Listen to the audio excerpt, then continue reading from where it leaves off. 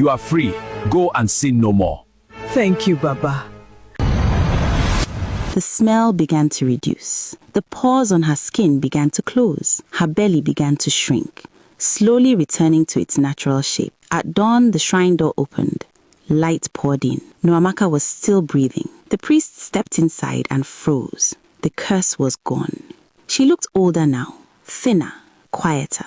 But her body was clean, her skin whole, her belly flat. The gods have released her, the priest said. She is free. They carried her out gently this time. No one cheered. No drums were beaten.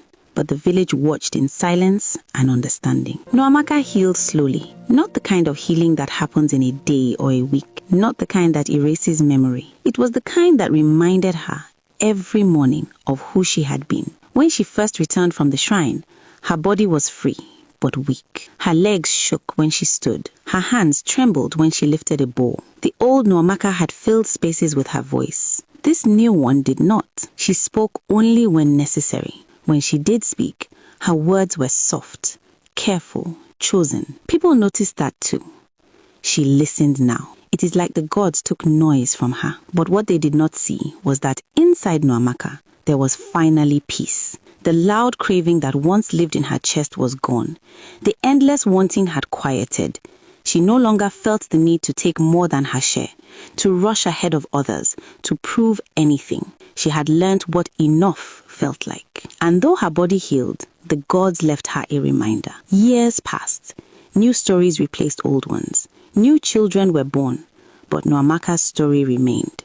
Not told in whispers anymore. Not told with fear. It was told by fires at night, by mothers to daughters, by elders to the young. She was greedy once.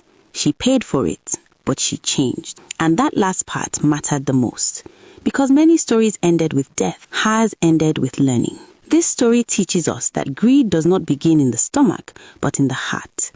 Nwamaka was not cursed because she was hungry, but because she refused to respect limits and believed that everything within her reach belonged to her. When people take what is not meant for them, especially what is sacred, they invite consequences that no one else can carry for them. It teaches us that true redemption requires humility, patience, and sacrifice. Nwamaka was healed only when she accepted emptiness, silence, and self-denial. By facing hunger, she learned restraint.